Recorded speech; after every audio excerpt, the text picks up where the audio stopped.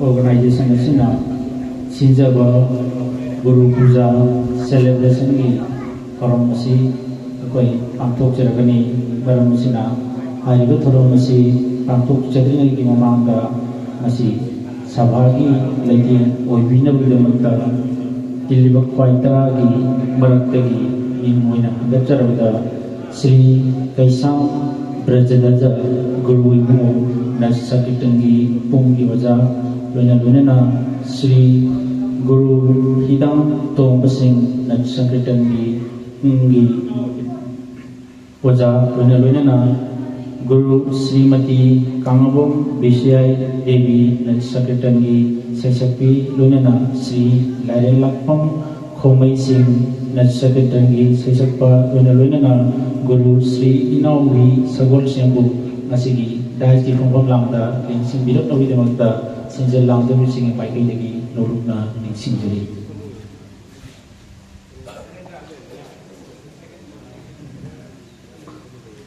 Dam Irikai Sungi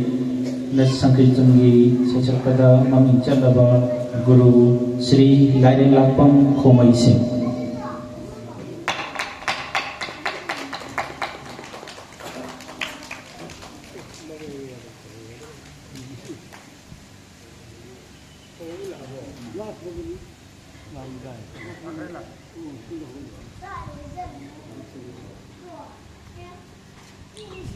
Mathangda Kapukjari Iramdam Irakai Asidagi Pungi Kalada Guru Gi Thakta Levikrava Mingoi Padirabada Ikai Kumrugi Masakoeva Sri Hidam Topasi Sri Hidam Topasi Abasu Masigi Daista Frenching Bina Pirmata Nisinjari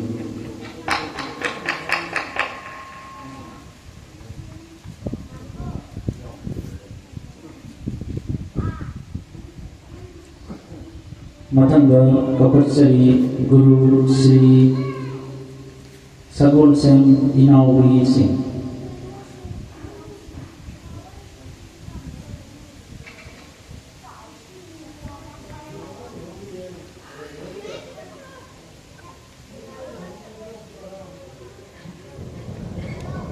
Mathangda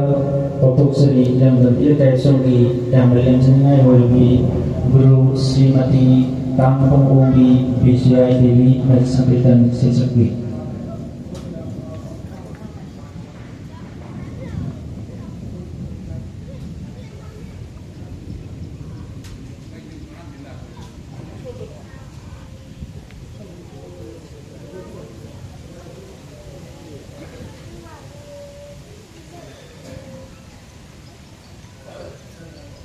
Mukoca Kapukjari Srimati Kampung Umi Bishai Devi Nasakitangi Sesakwi Busu Masigi Daista Nekat Piang Wikta Nisinjari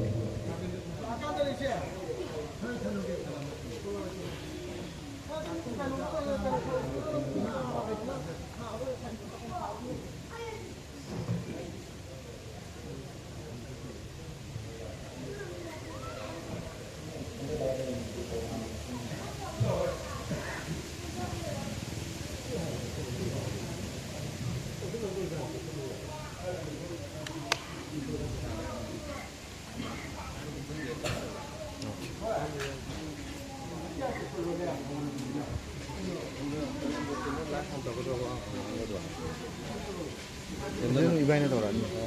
benar lah hal. Ikai kumrami masa berapa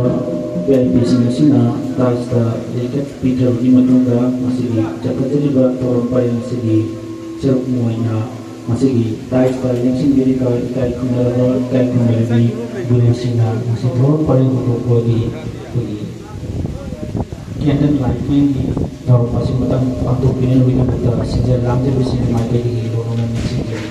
Kamuka cuma sendiri masih di Daista yang sendiri bah VIP Singa masih di dorong periasi hubungan lebih mudah pergi. Dengan mayat cepat pergi tahu masih mudah pada pina bah tu pina bah sejak lama jadi sini makai di lorong sendiri.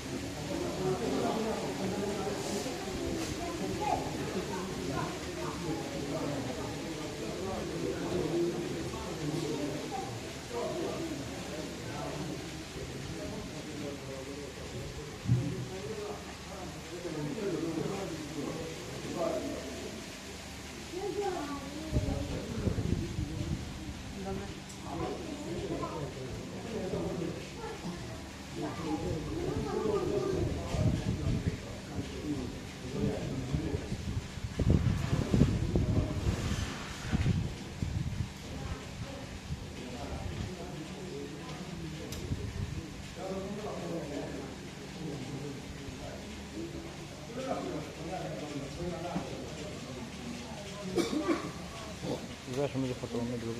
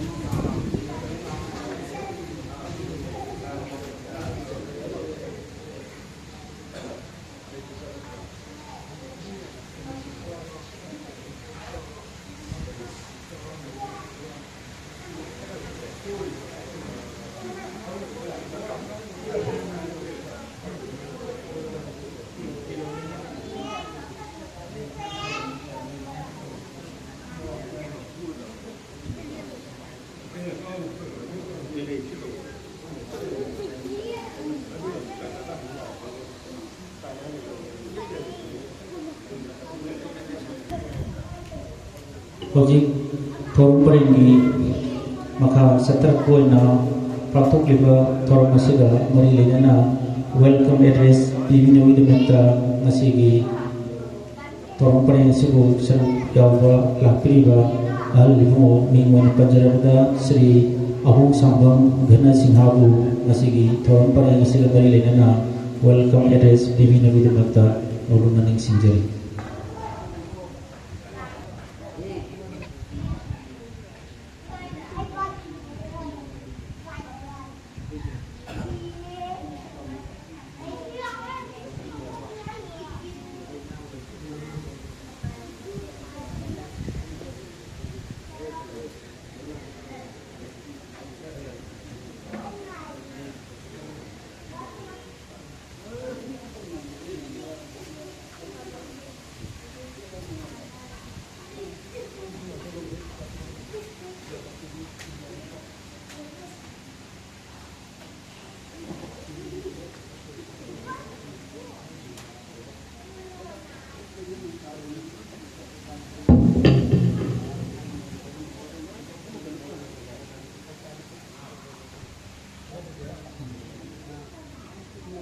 Ngasi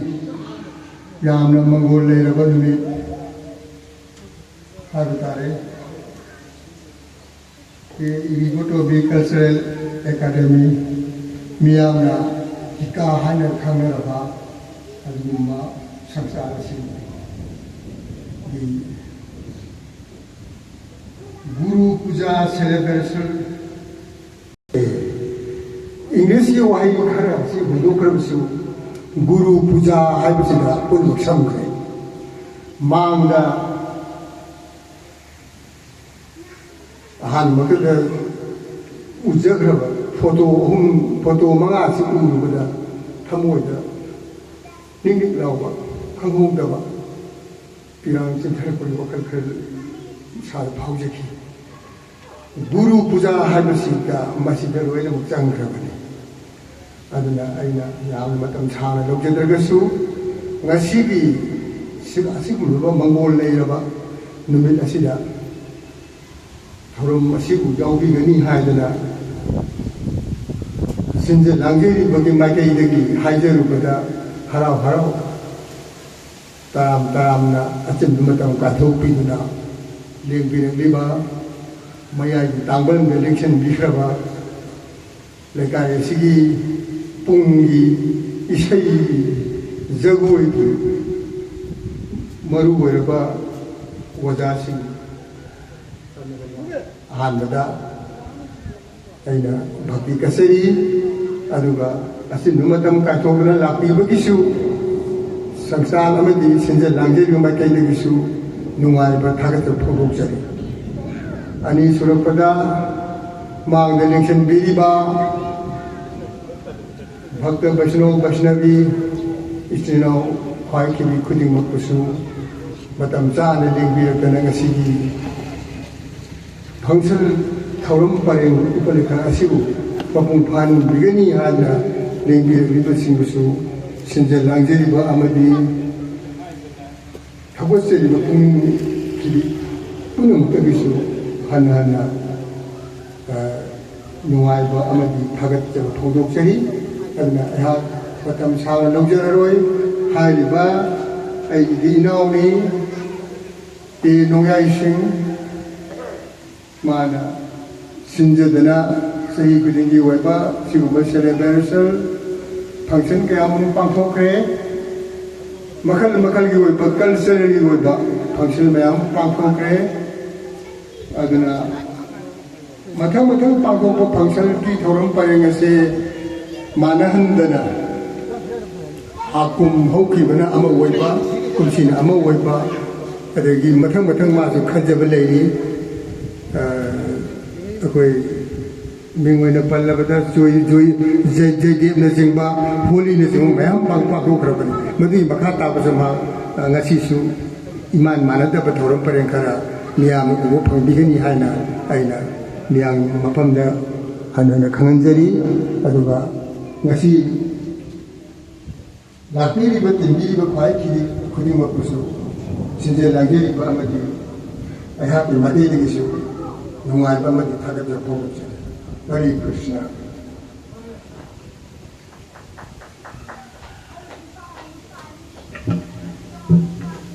thagat chari toroni maka satar poina masigi dais da tension viva ikai kumalo matik chawa chari singa kuni offering flowers abadi lei ka pinana ba gidamata sinja lanjur singi magi degi thagat chari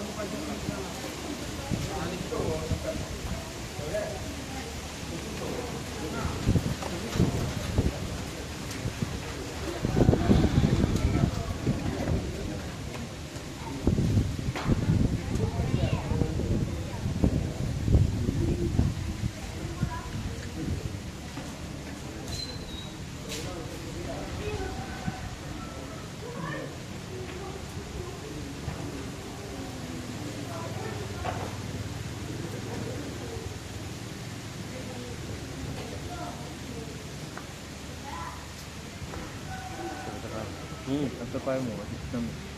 group ko ito, bulog yun.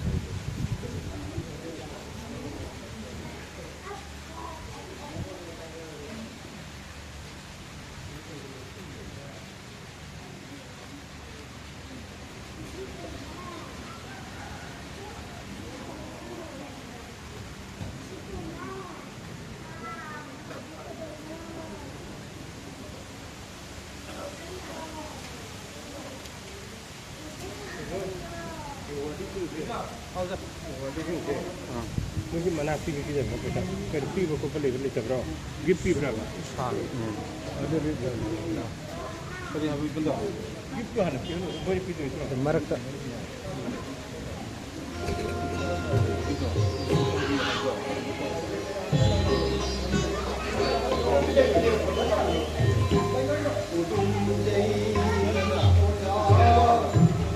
အဲ့တော့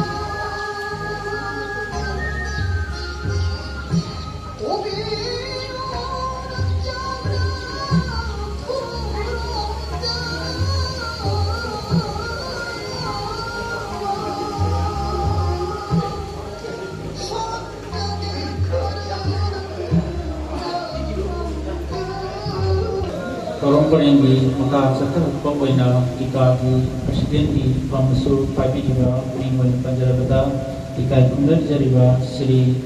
Kangbang Nongyai Singhabu Pantuk liba korong-korengi yang segala mari yang dapat keynote address Bibi Namidu Mata belum landing singjari.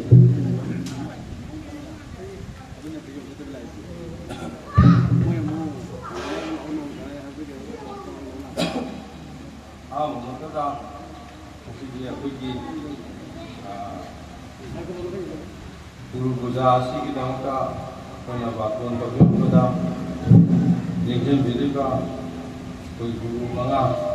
Mingwa Na Panjatu Kasu Guru Manga Nga Talak Pibase Kaya Thangoy Di Yamna Nungay Jai Penjai Loina Loina Na Lantam Singi Alaman Lai Guru Singh Vaishnav Singh Shimai Bin Singh Kuna Bak Laki Duna Pangsala Chipu Mapung Khan Na Ba Mana Landing Bir Pase Ayam Nungay Jai Makata Pada Ngasi Akoy Na Guru Puja Na Pangthuk Sed Base Masigi Maram Se Atay Kasunati Waza Mana Satra Mata Kari Wakan Khanba Karamba Miyeng Yengamba Satra Mana Waza Mata Kari Wakan Khanba Kari Miyeng Yengamba Haibatugi Matangda Koina Waza Sing Siku Lagi Terbo Waza Sing Siku Nising Jabo Waina Waza Singi Soronda Haikal Lekat Manjaba Kradang Katsa Bakata Batokjabani Satra Mata Waza Mana Mama Maga Mapa Maga Na Masada Nushi Basya Masiga Sa Manava Satra Na Hende Mama Pana Wate Sa Manana Satra Je Waza Singa Nushi Aduga Wazana Su Satra Basya Mama Mapa Ni Haina Khalna Yamna Luna Tawjaba Kanjaba Hoji Kita sanare ba hindi niyon siya. Karakitang ako ang balay. Hanagi wazasin siya masida satra sing siya na hani satra sing siya na wazaw do matanda. Akong paida na pwedami. Wazani mo harati lila atawra maju mamang kasin kuraga wazab pwedami. Meeting ang matawra maju wazabu sinarati wazabu na pwedami. Hojing Madugi, Sana Bido, Boy Satra Krati Tawi, Ayam Manati, Madu Kara, Lakokum Tawi. Masi Pose Naksin Napagidamta, Guru Buja, I was a Bangkok Sabani, Guru Buja Bangkoka, Karidi, Karitor no Harakani, Satra was Agalari Marise. Sumati Hainaki Halaman Narami Haibase, Uziki Hor because Hatra Singa, Matuki Tarakama, Wishum, Kangan Tana, Okjabani, Aduga, Guru Haibase, Masidi, Halu, Weraga, Queen Mapan, Tukjaraka, Sasarakanda, Ushibaki Tapse, Sum Hekalapa, Guru Haibase. Adana Uziki Hatra Singa. Guru Jina Saradamatu Saradamata Guru Dulahe Patun Pangana Vaishakha Vasangi Guru Do Madu the Satra Singana Maya the Vaishala the Kundari Aina Haine Langan Hojunan Kadia Wada the Givadala Kati the Samta Oisian Tapsani Kasulita Vakuina Nam Chonjabo. Lemia do Vishala de Lagan. Aina, I took you. Araga, Aina, Oye to look. Unduluke. Wamatanga Paku, Pine of the Bakatuka, Pudan, Kamam, the Lincoln Katana. I sent Jalago, Zabu, no Potito. What do they give? I am Ba. Gentlemen, to play the one. Guru Guru do not simply do the Vaishakha, some Haraka. I had a moral function that of Udama, I know Ozada, I had the Vaishak, the Kwa, the Kapayati. What do you send a big one? But to talk as something to negative over Galutargati. Was that the two young one? Satra the two young one. Ramana. Nanano. You don't care here, that's the Sakalis. Nana Pigo, that's the Sakalis. Hey, she's a Bama to do Masabu. They are the preserve my heart of it. Haina, without Shikaka, Satu Shikaka. To my now, horribly bad. 이천생 이천생 되기 인ау생 바로리바 남소리바 마양제 상criton 남다 오자 이쪽보마 오자 아니지 하이바 아두고 오자다 마야이다 와란전 합배사가 선범시 타옥시 또 비그노 와비 타몰랑다 파마간다 까피유 मधुने हेना वजा दुबिदु Mughal हेकली सातबिदु Mughal हेकली अदुना Sabina वजागा सातगा अनिसे यामना नक्सिना वजाना हिरो येमिना बदा फा अमदा फम आई वजाना फम बा फम के आई ता को फम वजाना आई जुदेले फम जिला no जा जुदेले Sebenarnya aku itu benar-benar apa ya? Jadi aku bukan nak apa ni apa saja. Mungkin ada ini ada apa? Mungkin aku berusaha apa? Ada tu apa ni? Kita tu apa? Tapi tu betul. Lain kan satu yang nak harap kampung pak, pasti ada pandai.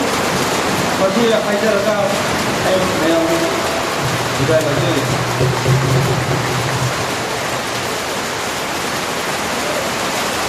Masih cuma tanpa kelibat guru juga sedikit yang juga kapal kalau kita mata masih terus masih tanpa kelibat kita tanpa kelibat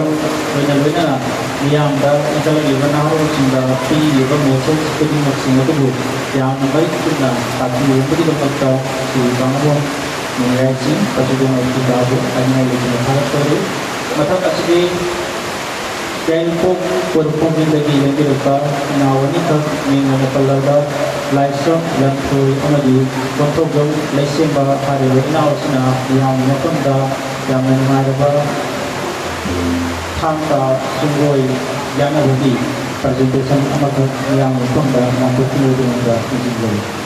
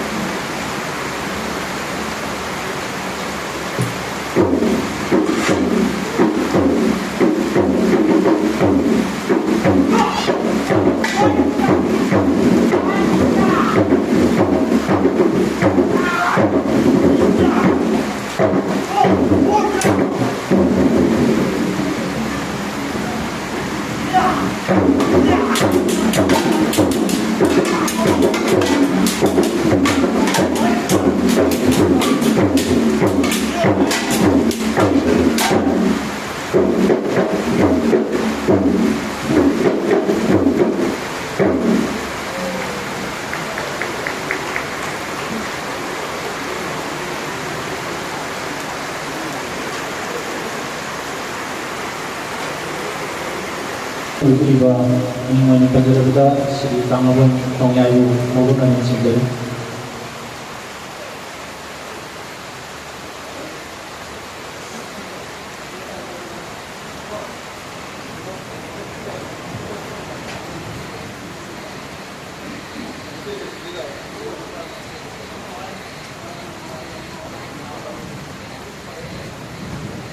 masih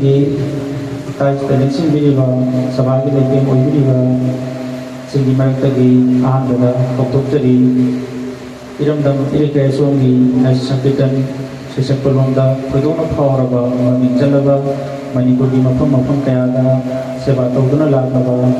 ikai kunal da mati charba koktok tadi sri kaisam barjada singh from Sarpat Mama Leka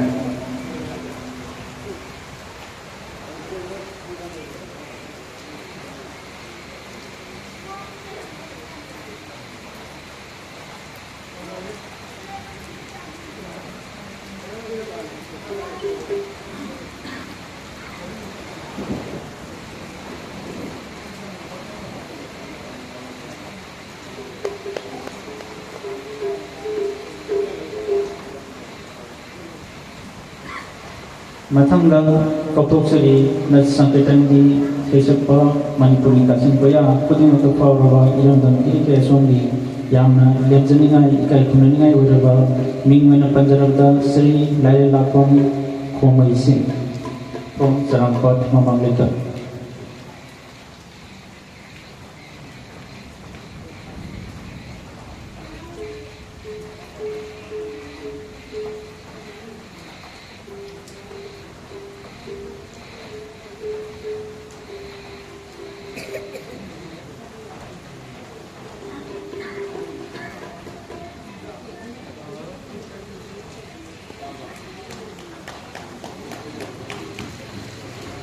Matangga sankaitan di pung colonda pung yegada miyamna pito hedona sakang nabadana tana ilam da mirekai asom kakana tana manipur da phawraba pung yoja kaya putopiran ba mingwena pajarabda guru Sri Hidam Tompa Singahu letuk terana widamata ningsinjai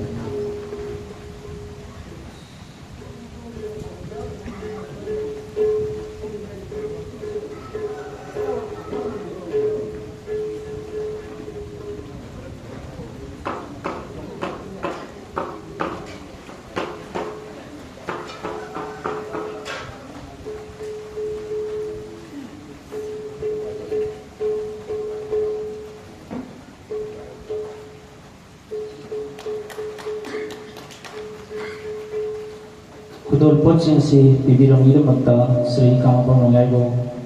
Kakajabu Fondok jadi maka tahu Kudol Pot Kusinanam ilamagta Kapuk jadi Sri Kamabang Matangbi Sing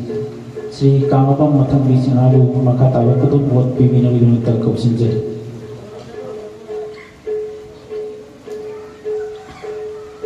Matangda Kapuk jadi miyamna Kudol Pedona Sak Kambirabi Nat sakitan di sesepi loina na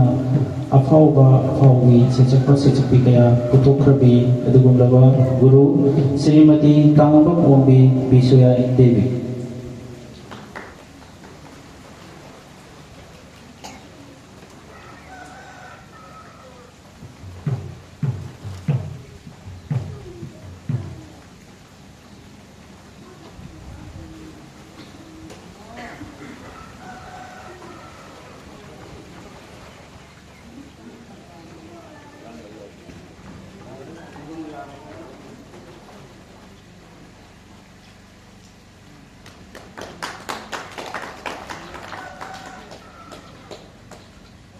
Matangga kautuk seri miyamna tudong hedona nat sankaitan di sesakpa Sri Inaudi Sagol Singh loina na hari Kudol Polisi bibinaw ilamagta Sri Kamabang Ibu Masa Singabu Maitai Ibu Koksin jadi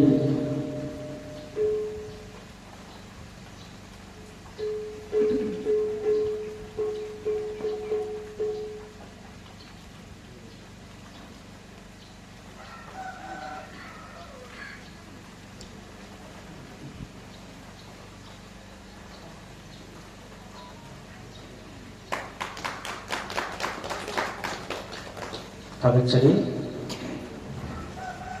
Nasi PIP ki phuphan langda lechin biriba sabagi leting oi biriba guru singi mafamda kikagi maikai dagi gamjaba kudol pot khara tamjakraba matungda masigi thorom parengi makha chuthasa oina miyami mafamda seirol jagoi makha thamjari hariba seirol jagoi si sabina bidumatta mengmena pajarabada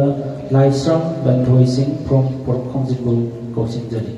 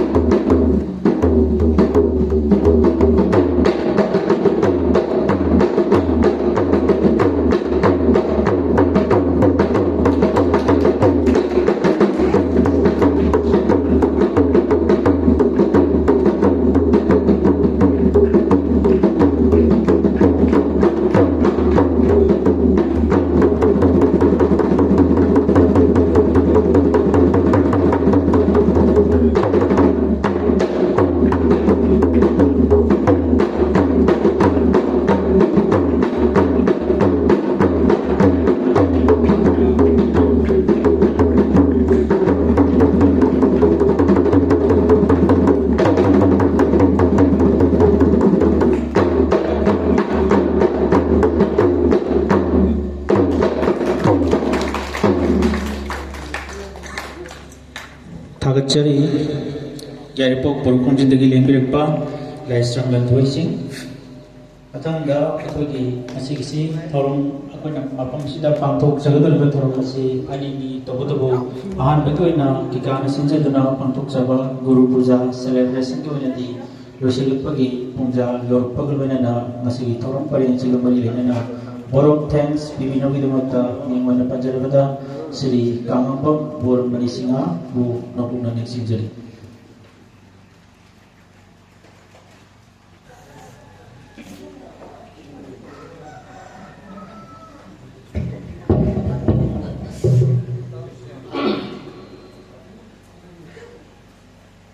कि photo culture academy असमी का सरापा थौबाल सिंधुना पांथोक्चरीब गुरु पूजा celebration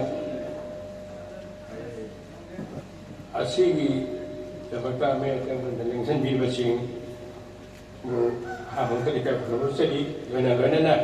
function मपुंग पाहनी खंडुना लापीब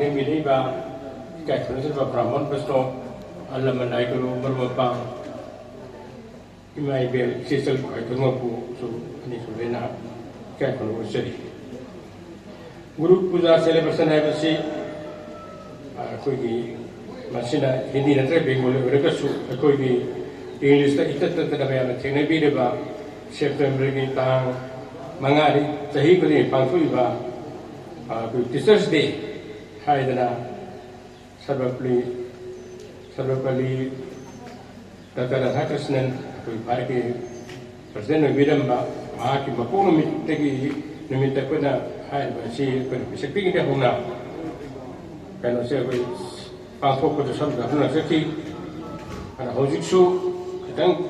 Owen Bamana Matamdana Haiba Radhakrishnan Mapoko Munda Mapunu Mit Pangpoko Tawi Hojikti Magi School College Institution Duna Numidama Priest of the Vida Hanan Numinama Kanum Amanda Pafomi Hojikti Haiba School Club Natragana College Duna Kudong Sabi and the Pasuna Oina Taway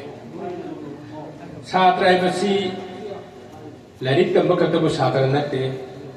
Shabonete Ruga Kugi Kala Vidya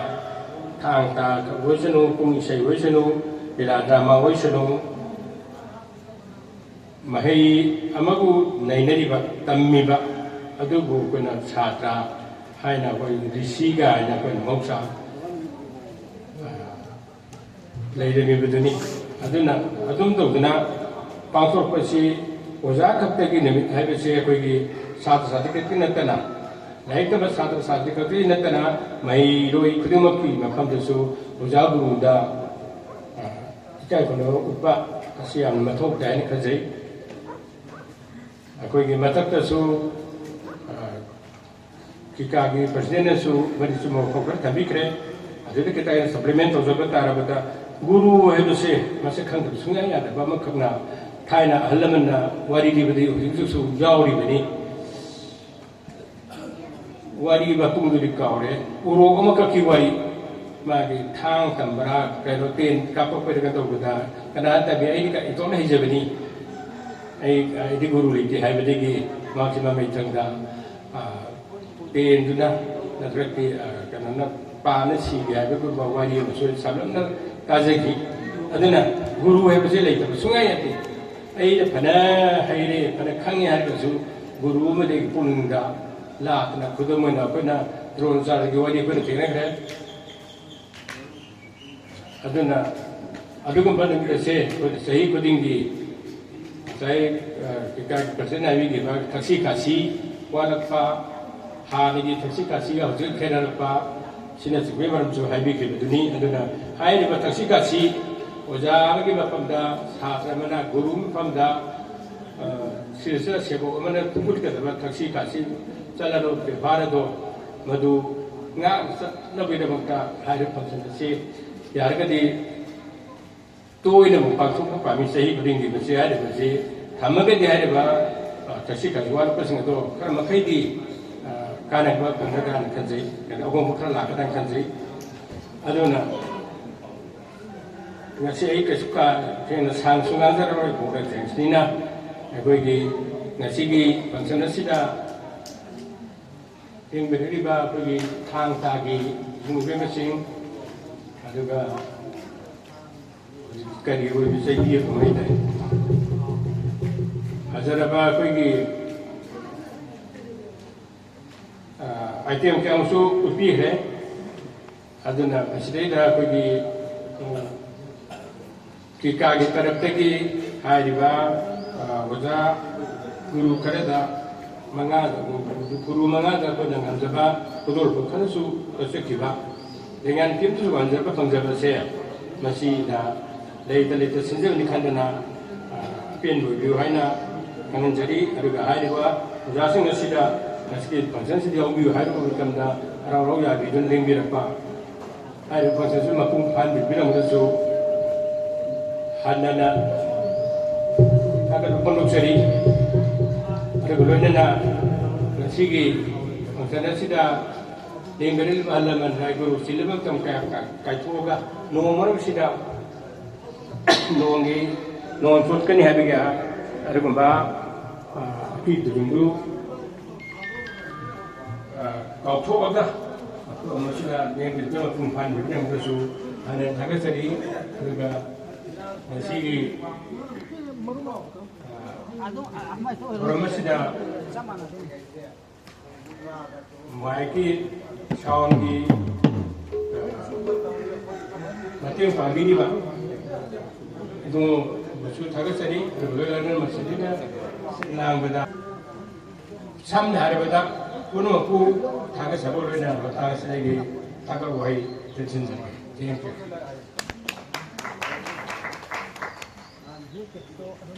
Torbiyo na dibi ba koi tara mo sinjalang jiri ba